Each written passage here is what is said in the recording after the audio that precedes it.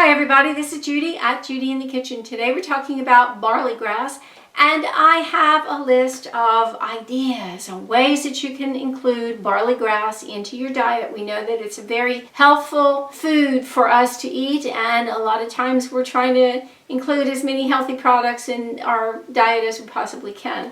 So here we go. One thing that you can do is grow your own barley grass and juice it on a regular basis. Yeah, there's a little bit of endeavor in doing that, but it may be worth it to you, especially if you can't buy it where you would like to buy it, if you want the fresh barley grass. If you happen to grow your own barley grass, the leaves can be added to a salad or any meal as a leafy green vegetable. How about that?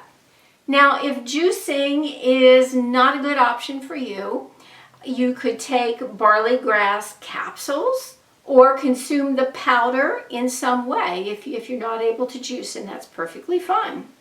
Try adding barley grass powder or barley grass juice powder to water, coconut water, juices, smoothies, or other beverages, and drink it on a regular basis. Try adding barley grass powder or barley grass juice powder to pancakes, baked goods like quick breads, like muffins or something like that, yogurt and or oatmeal.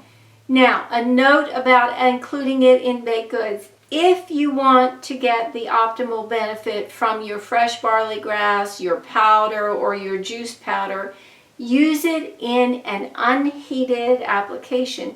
Heat treatments may reduce the nutrient content of this very, very powerful food. Why not add barley grass juice powder, or barley grass powder to a salad dressing? How about mix it into soups? Why not add it to hummus? If you have some great ideas on how to include barley grass powder or juice powder or fresh barley grass into your daily diet, share it with others below. Bye for now.